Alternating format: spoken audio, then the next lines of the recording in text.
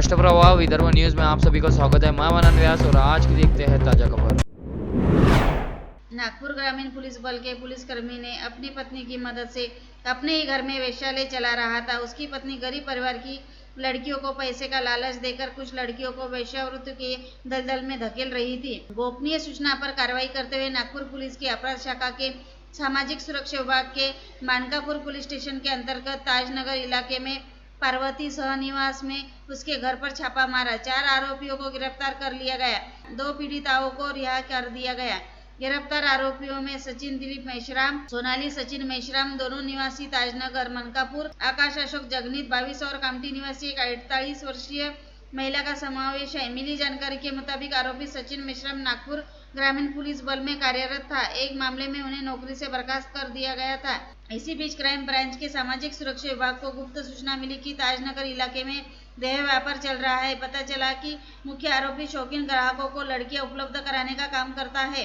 जांच के बाद पता चला कि सचिन मेश्राम ने 14 फरवरी को सोनाली मेश्राम से शादी की थी और तब से वह इसी अपार्टमेंट में रह रहा था। आकाश जगनी में ब्रोकर के तौर पर काम करता था। उसने 48 साल की महिला की बेटी को यहाँ भेजा था। सचिन जब पुलिस में था तब उसकी सोनाली से दोस्ती हुई थी। देह व्यापार शुरू करने के लिए उसने सोनाली की मदद ली। इसके बाद 15 दिन पहले ही उन्होंने सोनाली से दूसरी शादी की। सचिन ने सोनाली को नाबालिग लड़कियों, युवतियों और युवा मॉडलों को रैकेट में लाने का काम सौंपा था। सचिन की पत्नी सोनाली वेश्यावृत्ति के लिए एक लड़की को कोलकाता से नागपुर लेकर आई थी। एसटी निगम की चलती बस में अचानक आग लग गई। इस वक्त बस में करीब 20 यात्री सवार थे। बस ड्राइवर की सतर्कता के कारण समय रहते इन यात्रियों की जान बचा ली गई है। इस घटना में पूरी बस जलकर खाक हो गई। द बर्निंग बस की रोमांचक घटना रविवार सुबह अकोला जिले के आकोट से शाहनूर रोड पर हुई। इस घटना से सनसनी मच गई और सौभाग्य से एक बड़ा हादसा टल गया। आज सुबह बस शाहनूर से यात्रियों को लेकर आकोट के लिए रवाना हुई। जब बस पोपटखेड़ से आकोट की ओर जा रही थी, उसी मार्ग पर बॉर्डर चौराहे पर अचानक बस से धुआं निकलने लगा। जैसे ही ड्राइवर ने बस से धुआं निकलता देखा तो उसने बस को सड़क किनारे रोक दिया। आने वाली विपदा को ध्यान में रखते हुए बस ड्राइवर सतर्क हो गया और सभी यात्रियों को बस से उतार दिया। इस अग्निकांड में एसटी निगम की बस को काफी नुकसान हुआ है और यात्रियों का सामान भी जल गया है। अमरावती खेल विकास समिति द्वारा खेल के क्षेत्र में राष्ट्रीय व अंतर्राष्ट्रीय स्तर पर अमरावती का मान बढ़ाने वाले खिलाड़ियों एवं खिलाड़ियों का सम्मान समारोह शनिवार 1 मार्च 2025 को इंजीनियर भवन में बड़े धूमधाम से आयोजित किया गया। कार्यक्रम में अखिल भारतीय कबड्डी फेडरेशन के सचिव बनने पर जितेंद्र सिंह ठाकुर का नागरिक सत्कार किया गया। इस अवसर पर खेल के क्षेत्र में शहर के वरिष्ठ हस्तियां भाऊ बेलसरे, शुभऊ लड्डा, अर्जुन पुरस्कार विजेता नेताताई दलवी, जिला खेल अधिकारी गणेश जाधव, राज्य ओलंपिक संघ के उपाध्यक्ष एडवोकेट प्रशांत देशपांडे, अमरावती खेल विकास समिति के संयोजक संजय खोड़के, चंद्रपुर जिला खेल अधिकारी अविनाश पुंड, प्राध्यापक डॉक्टर एम.टी. देशमुख, दिनेश देशमुख, राजाभाऊ देशमुख, बालासाहेब रोडे, पूर्व महापौर एडवोकेट किशोर शेळके, पूर्व नगर सेवक प्रशांत डोरे और अन्य गणमान्य व्यक्ति उपस्थित थे। अपने अध्यक्षीय भाषण में विधायक सुलभा खोड़के ने कहा कि अमरावती का खेल विकास हमारी साहस है और हमें अमरावती की खेल प्रतिभाओं पर गर्व है। इसलिए अपने लोगों का सम्मान करना हमारा कर्तव्य है। शहर के विभिन्न क्षेत्रों में सक्रिय रहते हुए जितेंद्र सिंह ठाकुर ने अपना पूरा जीवन पारंपरिक खेल कबड्डी के लिए समर्पित कर दिया। एक खिलाड़ी से लेकर भारतीय कबड्डी फेडरेशन के महासचिव तक का उनका सफर कठिन और कई उतार चढ़ाव से भरा रहा है। उन्होंने कहा कि आज उन्हें सम्मानित करना अमरावती के लिए गर्व की बात है।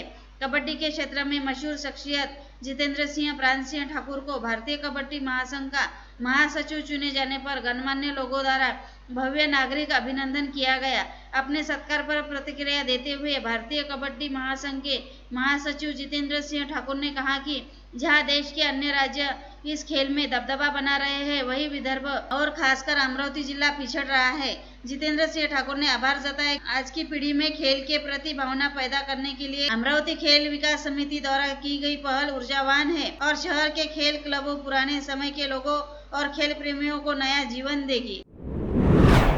पुलिस मित्र कराओके ग्रुप की ओर से कल 1 मार्च को शाम चौक स्थित जोशी हॉल में लक्ष्मीकांत प्यारेलाल के कुसुने अनसुने कराओके गीत कार्यक्रम का आयोजन किया गया था। इस अवसर पर बड़ी संख्या में पुलिस कर्मचारी, उनके परिवार और मित्र मंडल उपस्थित थे। कार्यक्रम के मुख्य अतिथि के रूप में जिला मध्यवर्ती कारागृह की अधीक्षक श्रीमती कीर्ति चिंतामणि, सीआईडी की पुलिस निरीक्षक श्रीमती श्वेता मिश्रा की उपस्थिति रही। पुलिस कर्मचारी, उनके मित्र और मित्र मंडल के लक्ष्मीकांत प्यारेलाल गीत के कराओके के स्वरूप में गाकर श्रोताओं को मंत्रमुग्ध कर दिया। कार्यक्रम के आयोजक काशी प्रसाद गौतम तथा विनोद सिंह ने उपस्थित श्रोताओं का आभार माना।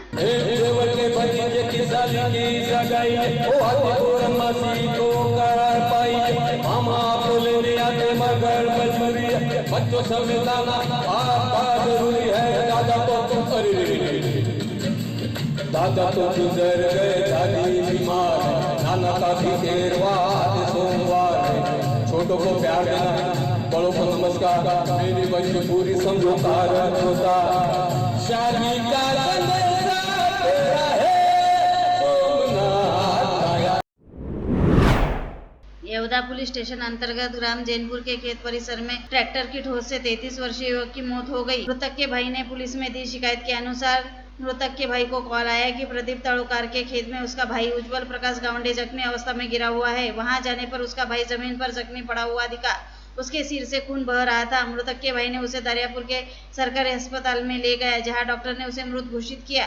फरियादी की शिकायत पर पुलिस ने ट्रैक्टर चालक 35 वर्षीय दिनेश मधुकर शेलके पर अपराध दर्ज करते हुए जांच प्रारंभ की। बैंक ऑफ बड़ौदा के अधिकारी जुगल किशोर वर्मा ने राजापेट पुलिस स्टेशन में दी शिकायत के अनुसार शारदा नगर की एक मालमत्ता पर जिलाधिकारी के आदेशानुसार अपने कब्जे में लिया था, जिसके बाद बैंक ने वहां 4 सुरक्षा रक्षकों की नियुक्ति की थी। 28 फरवरी की शाम 6 बजे आरोपी नितिन चांडक तथा पंकज चांडक ने शिकायतकर्ता के साथ लोटालोटी करते हुए घर पर लगे सील को तोड़ दिया। फरियादी की शिकायत पर पुलिस ने दोनों के खिलाफ अपराध दर्ज किया। परतवाड़ा पुलिस स्टेशन में कांडली के वनश्री कॉलोनी निवासी नचिकेत देशपांडे ने दी शिकायत के अनुसार उसे इंस्टाग्राम के माध्यम से क्रिप्टो करेंसी के इन्वेस्टमेंट के नाम से अज्ञात ने रुपए 25,59,542 की रकम खुद वॉलेट एड्रेस पर ट्रांसफर करके धोखाधड़ी की। पुलिस फरियादी की शिकायत पर अज्ञात के खिलाफ अपराध दर्ज किया। धारनी पुलिस स्टेशन में दर्ज शिकायत के अनुसार राना मालूर निवासी 30 वर्षीय आरोपी राजकुमार भिलोकर ने अपनी मोटर बाइक पर मनीषा सावलकर तथा 30 वर्षीय मृतक गणेश सावलकर के साथ तेज गति से जा रहा था। तभी राना मालूर फाटे पर उसने मोटरसाइकिल से बेलबंडी को धड़क मार दी, जिससे गणेश की मौत हो गई तथा मनीषा सावलकर गंभीर जख्मी हो गई। पुलिसकर्मी माधव जांबू की शिकायत पर राजकुमार के खिलाफ अपराध दर्ज किया। अमरावती साइबर पुलिस ने एक व्यक्ति के दी शिकायत के अनुसार आरोपियों ने पॉलिसी प्रीमियम भरने के नाम से 12 अप्रैल 2017 से 11 फरवरी 2025 के बीच 51,10,441 रुपए भरवाकर ऑनलाइन धोखाधड़ी की। पुलिस फरियादी की शिकायत पर 25 मोबाइल धारक तथा 25 विविध बैंक खाते धारक के खिलाफ धोखाधड़ी का मामला दर्ज किया। और लेटेस्ट न्यूज देखने के लिए राष्ट्रप्रवाह चैनल को लाइक और सब्सक्राइब कीजिए।